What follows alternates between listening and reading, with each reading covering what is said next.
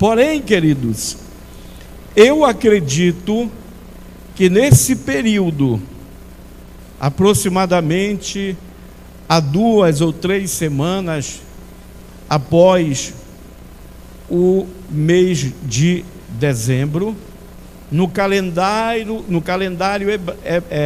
judeu,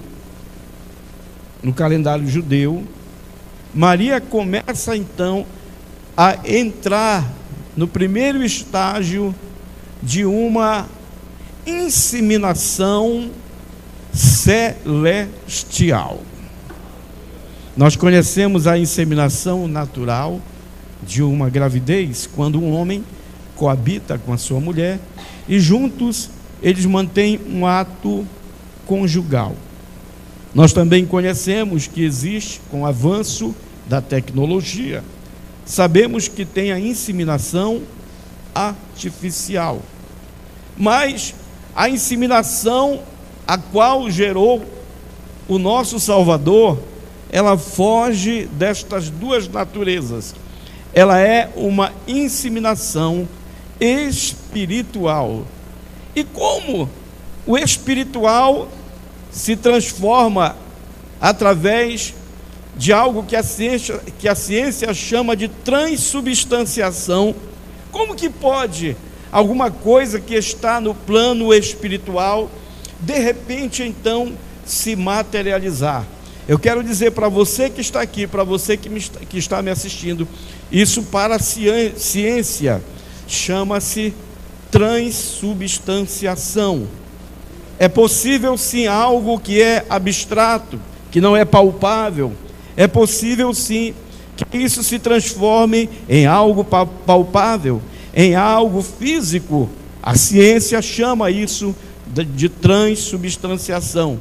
Porém, para nós cristãos, para nós que somos crentes no mundo espiritual e metafísico, nós sabemos muito bem que essa transubstanciação que a ciência mensura a respeito de tais fenômenos da natureza, para nós acreditamos que essa transubstanciação, ela não existiu da forma como a ciência explica, não no que tange a questão do nascimento de Jesus, mas no que diz respeito à própria ciência e às suas manifestações que tem da natureza.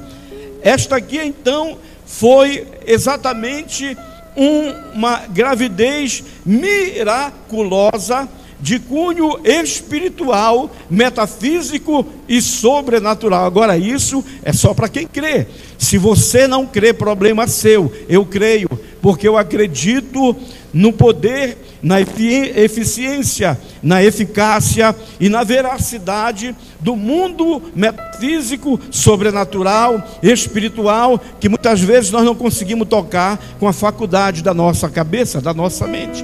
Eu acredito, porque eu não estou aqui porque um dia me disseram que Jesus é bom, que Jesus é maravilhoso, que Ele é poderoso, que Ele é milagroso. Não, eu estou aqui porque um dia eu tive uma experiência indelével com esse Jesus. Eu não sou uma pessoa de acreditar no que me falam. Eu tenho que ter experiências, eu tenho que viver experiências para que eu possa acreditar. Eu sempre tive uma natureza muito cética e a mente muito científica. A minha mente sempre me atrapalhou de servir ao meu Deus. Foi preciso muitos anos para que eu pudesse me libertar do meu próprio eu e poder dominar a minha mente científica.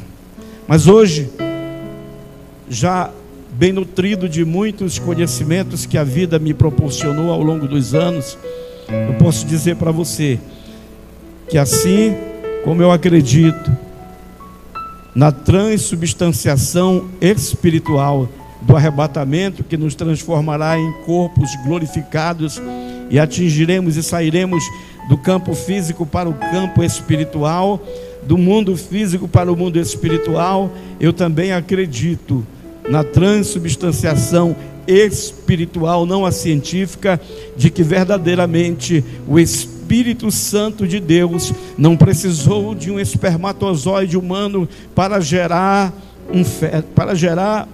uma pessoa.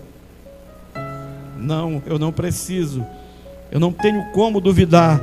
As experiências que eu vivi ao longo dos anos me deixam bem nutrido, me deixam bem crentes de que isso é perfeitamente possível e é algo muito fácil para que Deus realize. Eu quero aproveitar e fazer a primeira aplicação para nossas vidas deste texto e dizer para você que está na igreja, já vai fazer até alguns anos que você está aqui, e você ainda não acredita como eu acredito, e você ainda não acredita em milagres, como acredita o pastor Yander, ou como acredita até alguém que é de perto da sua família, ou da sua convivência. Eu quero desejar no meu coração que você não acredite em palavras, mas que você possa ter a grande experiência que eu tive um dia com Deus, e foi quando se abriu uma cortina da vida, e eu pude olhar o outro lado da vida que eu não conseguia atinar e olhar e observar. Foi um divisor de águas para mim. Se eu for aqui então dizer como isso aconteceu, vai demandar tempo. Outro dia, quem sabe, eu não venho aqui contar o meu testemunho, para que vocês possam até se apegar ao meu testemunho, e desta forma a fé de vocês ser mais aguçada. Sabe por que Deus está falando assim? Porque muitos acham que não conquistaram aquilo que deveriam conquistar, uns porque não nutriram a crença suficiente, porque Deus precisa da nossa fé, e outros porque realmente não perceberam tudo que Deus fez no decorrer deste ano de bom. Mas eu não quero entrar também nessa linha. Eu quero falar do nascimento de Jesus. E o que eu quero falar sobre o nascimento de Jesus, da forma tão simples, da forma tão singular como ele nasceu. Eu estava aqui ainda há pouco na minha casa, eu estava estudando um pouco sobre esse episódio, e o que eu vi foi que Jesus, e que a porta de entrada de Jesus para o mundo físico, a porta de entrada, tá, de Jesus para a terra, foi o ventre de uma mulher. Olha, eu pergunto para você, meu amado irmão, nesta noite, Deus, Ele fez tantas coisas sem precisar de humanos, ou até mesmo precisar especificamente do ventre de uma mulher para fazer acontecer o milagre da vida, através do seu grande feito, que foi fazer o homem do próprio barro. Se eu for aqui dizer de que forma o Senhor fez o homem, vai demandar muito tempo, mas os irmãos sabem que logo após o Senhor ter usado o poder da sua palavra, que Ele criou o mundo, a porção líquida, sólida, a fauna, a flora, Ele olhou para tudo aquilo e viu que aquilo tudo era muito bom, e como Deus não gosta de perder tempo e nem desperdiçar nada do que Ele faz, Ele então teve uma grande ideia. Ele já tinha dentro do seu coração, ele já tinha o desejo de criar um ser que tivesse um nível trófico evoluído, para que ele pudesse desfrutar de tudo que ele fizera, e assim também dominar e conduzir a maravilha que ele fez, que foi este mundo para nós. Mas a nossa rotina não deixa com que nós percebamos a maravilha que o Senhor fez para nós. Nós não éramos para estar reclamando de nada. A Bíblia diz: do que se queixa o homem, queixe-se dos seus próprios pecados. Sabe por quê? Porque Deus fez tudo para nós. Se nós formos olhar, irmão, tirar um tempo para poder perceber a riqueza da natureza, e a forma mais engenhosa que Deus usou para criar um homem e a mulher, e as coisas que no mundo existem, nós não éramos para estar reclamando de nada. O homem tenta chegar à perfeição usando máquinas. Já estamos vivendo esse momento, mas nunca ele vai conseguir atingir a perfeição daquilo que Deus fez. E quando eu olho, irmão, eu vejo que Deus, ele não precisou de um ventre de uma mulher para poder fazer o homem. Ele faz do próprio barro o homem. E diz o texto lá em Gênesis que então ele lhe dá um assopro nas narinas, e aí então lhe dá o fôlego de vida. Ele olha para aquele homem e mais uma vez ele pensa: uai, mas ele vai ficar só? Eu posso ver Deus falando com Jesus e o Espírito Santo lá no céu, e ele falando assim com eles, fez uma pequena reunião e rápida, né? E disse: mas e aí, como é que eu vou fazer? Ele vai ficar só? Aí só uma brincadeira, não tem nada que me respalde biblicamente, né? É só apenas uma ilustração metafórica. Aí eu olho para Jesus, Jesus olhando para Deus e dizendo assim: não, pai, o senhor tem que fazer alguma coisa sozinho, ele não pode ficar aí, né? Aí o Espírito Santo diz: olha, se você quiser eu posso descer lá e fazer uma mulher, né? Fazer uma companheira, uma adjuntora, sem o N, tá, irmão? Adjuntora. Se tu botar o N aí nessa palavra, muda o sentido. E é o que muitos às vezes se perdem, porque a adjuntora é uma coisa e a adjuntora é outra coisa, né? Você pode estar pesquisando aí e ver o significado, mas eu quero massificar aqui a minha fala em cima do nascimento de Jesus. Agora então, por que Jesus precisou de um ventre de uma mulher?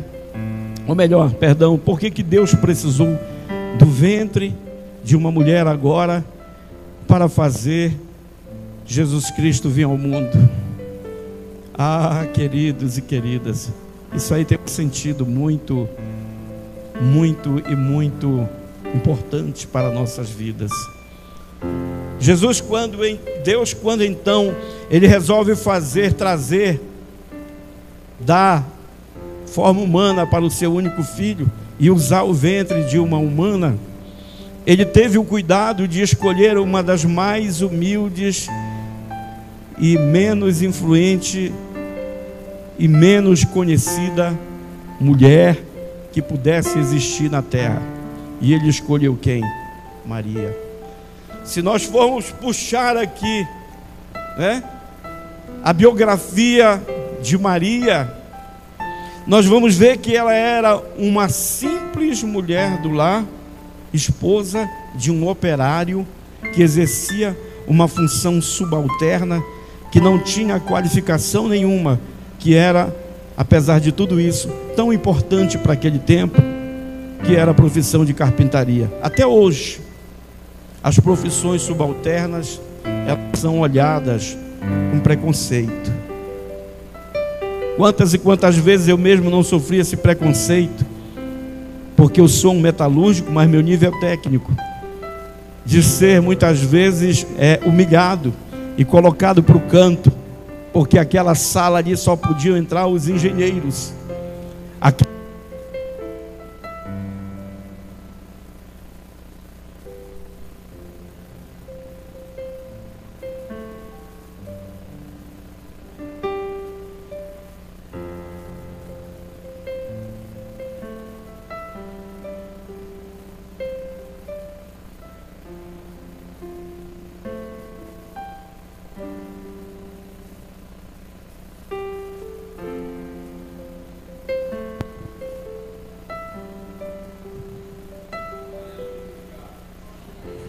Glória a Deus. Mas Maria, ela era uma mulher simples.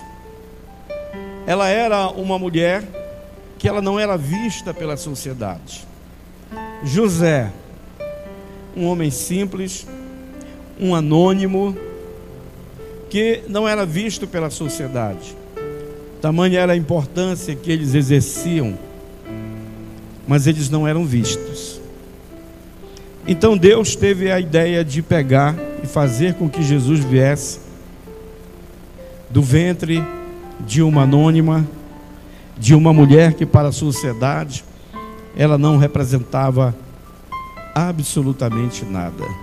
Primeira coisa, Jesus, Deus, melhor dizendo, Ele é especialista em pegar o que não é nada e transformar em algo maravilhoso. O Salmo de número 2, versículo 8 ou vice-versa, eu sempre confundo, né? Ele fica até para mim aí. Ele diz que das coisas menores desta vida, né, que é uma criança, ainda que ela seja de colo, de lá sai o mais perfeito louvor e a mais pujante oração para subjugar todo o mal. Se nós formos entrar nessa linha de querer qualificar, tipificar aqui o que é, por que Deus é especialista em pegar coisas pequenas e transformar em grandes coisas, nós temos muitos exemplos. Podemos olhar então um pedaço de madeira na mão de Moisés, que se transformou em uma cobra e que logo depois abriu um mar. Eu não estou falando de rio, eu estou falando de mar, né? Eu posso também pegar ainda nas mãos de Moisés, depois que atravessam o Mar Vermelho, outro pedaço de madeira, só que agora um pedaço de madeira que significava muito menos do que o cajado, porque o cajado ainda tinha a sua simbologia, era um símbolo que era passado de pai para filho. Ele pega então um pedaço de madeira brocada e ele tange as águas, e aquelas águas que eram amargas ficaram doces. E se nós formos pegar, vamos ver muitos e muitos milagres que o Senhor fez através de coisas pequenas.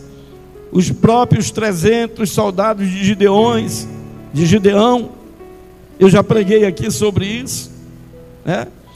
Enfim, irmãos, Deus, Ele é expert, Ele é especialista em pegar aquilo que não significa nada para ninguém e fazer grandes coisas. Nunca humilhe um pequenininho, como diz o Matos Nascimento, né? Que Deus, Ele nunca pega um grandão para exaltar, Ele sempre pega um pequenininho, né? Que Deus abençoe a vida do cantor Matos Nascimento, que já esteve conosco várias e várias vezes lá em Brasília e aqui também. Mas o que é que eu olho nisso tudo? É Deus querendo mostrar para o mundo o seu poder, e que Ele não depende de circunstâncias e nem de qualquer tipo de estrutura que haja em nós, para que Ele possa nos usar e fazer grandes coisas. Você que está aqui, você diz assim: mas eu não sei falar direito. Para Deus isso não importa. Mas eu não tenho boas roupas. Para Deus isso não importa. Mas eu não tenho uma posição na sociedade, eu não sou formado. Para Deus isso não importa. Ou melhor, importa sim, porque esse é o melhor predicado, para que Deus te pegue e Ele te use e te faça um vencedor e um exemplo para o mundo. Aleluia! Louvado seja Deus. Jesus foi e ainda é esse exemplo para o mundo. Seu legado se perpetuará ao longo de todos os anos até o final desse mundo. Mas o que eu olho, irmãos, eu olho que Deus, após escolher uma família que não era nada para a sociedade, Ele ainda assim vai ao extremo. Ele leva, a partir da perseguição de Herodes, porque Herodes, ele sentiu inveja, né? Você sabia que Herodes foi o cara que mais creu que Jesus, ele verdadeiramente, ele era um rei que vinha para governar Israel? Foi o cara que mais acreditou. Ele acreditou tanto que ele ficou com o coração cheio de ódio e inveja, e baixou um decreto. Primeiro ele procurou saber com os magos, por causa de um lapso de um lapso que foi involuntário, os magos, sem querer, deram o conhecimento para Herodes de que bem ali perto de onde ele estava nasceria aquele que seria o rei de Israel. Só que eu acho interessante, irmãos, é que Herodes, ele creu. Ele creu tanto naquilo que os magos falaram, porque os magos não foram levar essa informação para ele. Eles foram fazer uma pergunta, porque eles nem crente eram, não é isso, Ian? Aqueles magos nem crente eram. Se a gente quiser até fazer uma aplicaçãozinha aqui, dá para dizer, nunca, sempre digo isso, nunca descarte aqueles que não são crentes, aqueles que não são evangélicos, aqueles que não são cristãos, nunca descarte essas pessoas.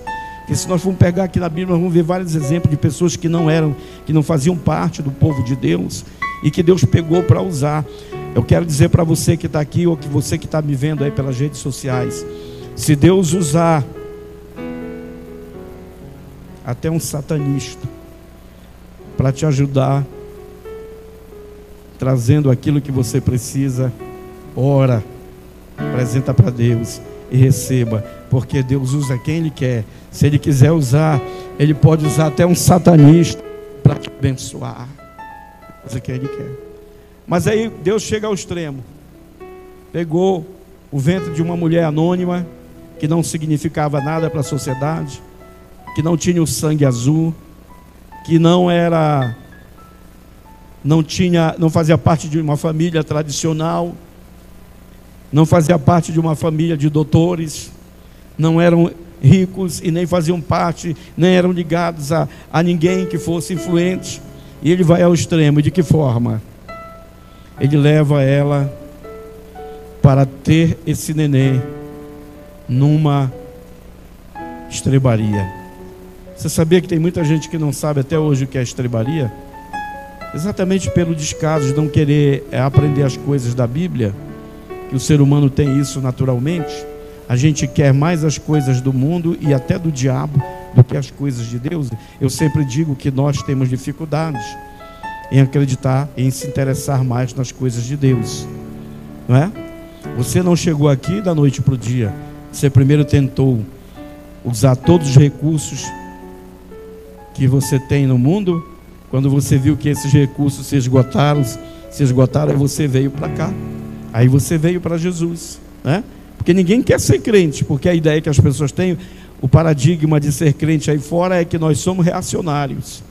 Não, nós não somos reacionários, mas também nós não somos hedonistas, ao ponto de dar liberdade sem limites. Nós somos livres, aceitamos Cristo para sermos livres, mas sermos livres dentro dos parâmetros da Bíblia. Nada de liberdade em exagero, né? Não podemos confundir libertinagem com liberdade. Libertinagem é uma liberdade maligna, né? E liberdade é você ser liberto de todas as hostes e de todos os maus hábitos e costumes que te levam para o inferno, amém? Mas Deus então leva a Maria e José, e isso é provocado por causa de um decreto. Herodes, com inveja, porque ele creu que realmente esse bebê que ia nascer, ele seria um rei que poderia tomar o lugar dele, mas Jesus não veio para tomar o lugar de ninguém. Ele tinha uma missão, e na sua presciência ele sabia que era 3 anos, mas Herodes não sabia disso. Os sacerdotes da religião judaica também não sabiam, os doutores, alguns, outros não sabiam. Mas então ele vai ao extremo, e por causa de um decreto que Herodes baixou na cidade de Belém, porque foi especificamente em Belém aonde os magos disseram que viram as 3 estrelas. A estrela foi uma estrela. Então Herodes baixa um decreto para matar, dizimar todos os bebês que nascessem naquela cidade. Hoje, Belém, ele não pertence mais a Jerusalém. Hoje, Belém não pertence mais a Israel. Com toda essa disputa geopolítica e étnica e até religiosa, Belém hoje faz parte da Cisjordânia. Belém faz parte, foi dado por Deus como território judeu, porém hoje não faz parte. Hoje faz parte da Cisjordânia. Se você for em Israel, você vai ver que tem uma grande muralha, né? Você conseguiu entrar em Belém? Em época de guerra não consegue, mas tem os portais, né? Sei que o dia que você for, eu profetizo que você vá lá. Esse ano que vem, se Deus quiser, eu vou lá. É pela fé, né? Que a gente não vive por vista, mas é pela fé. Eu vou lá. E na época não tinha essa briga. Na época a geopolítica do mundo era outra. Eu não vou entrar aí, senão vai demorar. Eu sei pregar sobre, eu sei falar sobre geopolítica, eu sou estudante disso. Eu estou entendendo tudo o que está acontecendo ali em Gaza. Tudo, eu sei qual é a razão. Não vou entrar por causa do tempo. Outro dia a gente conversa sobre isso. Mas naquele tempo não tinham as muralhas. Então Maria e José assustados, porque eles foram avisados. Eles foram avisados pelo anjo, né? O anjo avisou ela. E eles foram se esconder. E Deus, como Ele ama levar a gente ao extremo. Você não está entendendo, né? Por que você está aí nesse extremo? Porque Deus ama levar a gente até o extremo. E por quê? Para provar a nossa fé. Para provar o nosso amor. Para ver em que grau, em que teor, que profundidade. Qual é a espécie desse amor que tu diz que tu tem por Ele? Que quando Ele te aperta um pouquinho, tu não quer mais vir para a igreja. Que amor é esse? Que amor faz junto é esse? Que tu tem, que tu diz que tem. Quando está com o bolso cheio, a geladeira cheia de picanha. Ai, eu te amo. Eu quero ver dizer que eu te amo quando nem geladeira tu não tiver mais. Deus levou Maria e José ao extremo. Eles foram para uma estrebaria. Você sabe o que é estrebaria? Estrebaria é um depósito da fazenda, aonde não se guarda só animais, se guarda tudo. Mas como se não fosse o bastante. Eu vou para a estrebaria, mas lá vai ter um berço real, feito de ouro, para meu filho nascer. Aí então não tinha onde colocar Jesus. E o texto diz que Maria, quando ela dá luz a Jesus, ela enrola ele em quê? Foi naquela manta linda que te enrolaram quando tu nasceste, naquela foto que tu tens. Foi naquela manta de seda, de linho puro. Foi de algodão. Qual é o algodão que é mais caro aí, que fala algodão indiano, né? Será que foi? Não, foram panos, ao meu entender, queridos, são retalhos, eram vários panos. Nem pano ele tinha, irmão, para poder nascer. Não tinha coeiro, não tinha fralda, não tinha nada preparado, porque eles não tinham recursos. E aí ele nasce aonde? E aí colocam ele aonde? Numa manjedoura. Pastor, manjedoura deve ter sido uma coisa tão linda, tão bem feita. O pai dele carnal, era carpinteiro. Não, irmãos. Você sabe o que é manjedoura? Manjedoura é um coxo. Você sabe o que é coxo? Né? Coxo não é aquele aleijado que estava na porta do templo, ou aquele que estava lá perto do tanque de Betesda, não. Coxo é um recipiente grande que é usado nas fazendas para colocar comida para os animais. O berço de Jesus foi aquilo ali. Agora, o que eu quero falar não é contar a história de como Jesus nasceu, aonde ele nasceu e por que ele veio fazer no mundo, porque isso já é elementar, todos nós sabemos disso. Mas eu quero extrair dessa história algo que vai servir para os nossos dias de hoje e principalmente nesse mês. Muitas pessoas estão frustradas porque não têm dinheiro para fazer o Natal como gostariam. Muitas pessoas estão tristes, depressivas, deprimidas, se sentindo derrotadas, só porque não tiveram como comprar roupas para os seus filhos.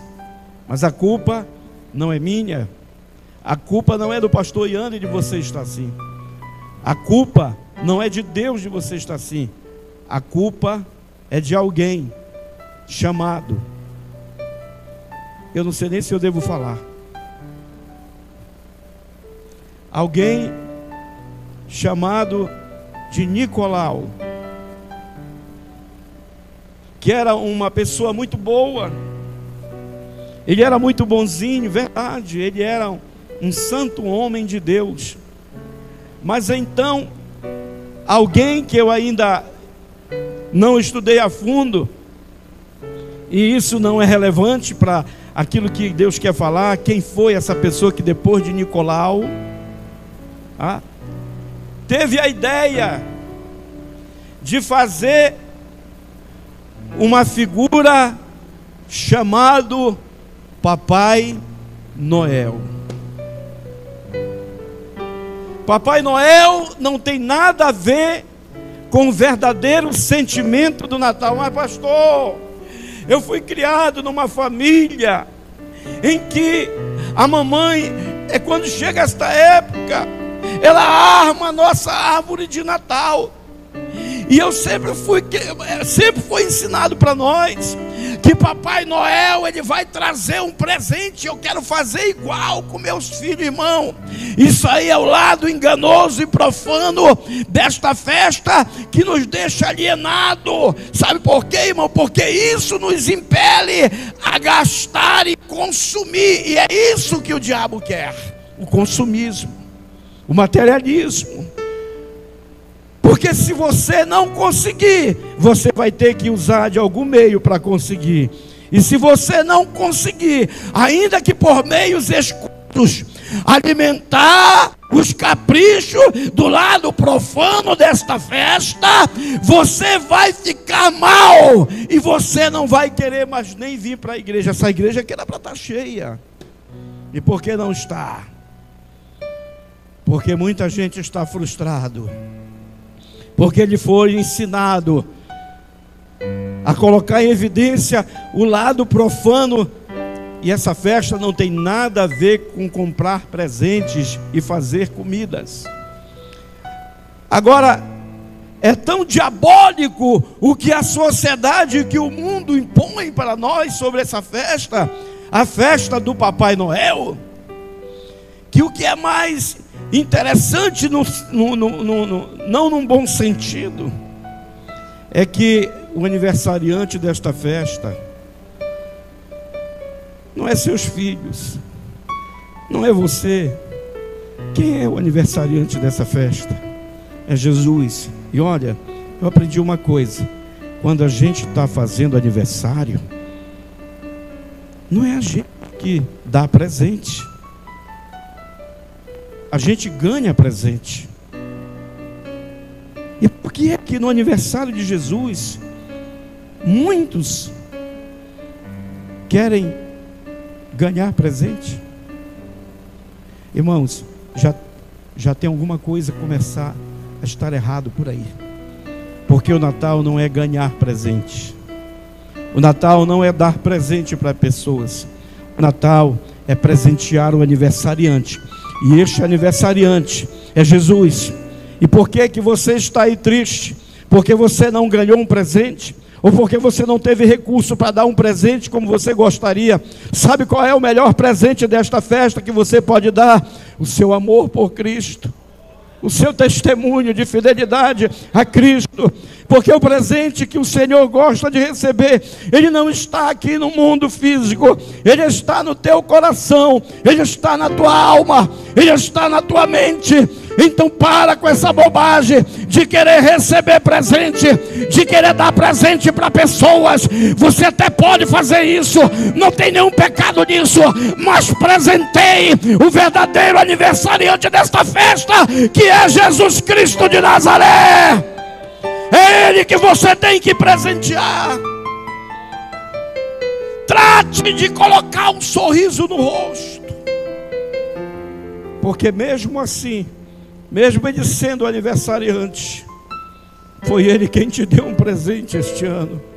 Porque talvez você tivesse já partido deste mundo, ou alguém que você ama. E olha, irmãos, viver no tempo que a gente vive, cheio de pandemias. Aliás, não é nem pandemias ainda, né? Só teve uma pandemia até agora, né? Não, pandemia é quando é o mundo todo, tá? Pan significa mundo. Se a gente for pegar esta palavra e for dividir, a gente vai ver que pan significa mundo todo. Nunca teve uma pandemia, essa foi a primeira. Sempre tiveram o quê? Endemias. Pandemia nunca teve.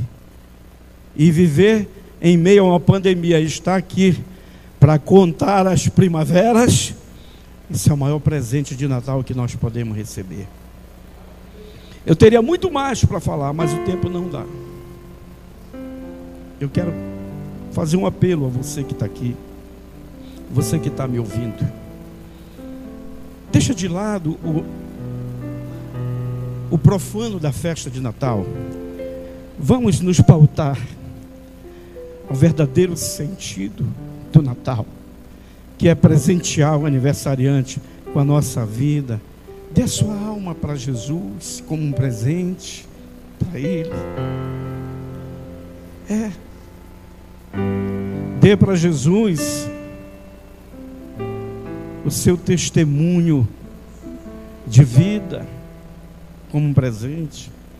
Dê para Jesus o seu presente de Natal. E que o mais o Senhor fale ao teu coração, e que você possa entesourar, não aquilo que eu falei, mas aquilo que o Espírito Santo quer falar nesta noite. E eu agradeço a minha oportunidade, e as palmas louvam o nosso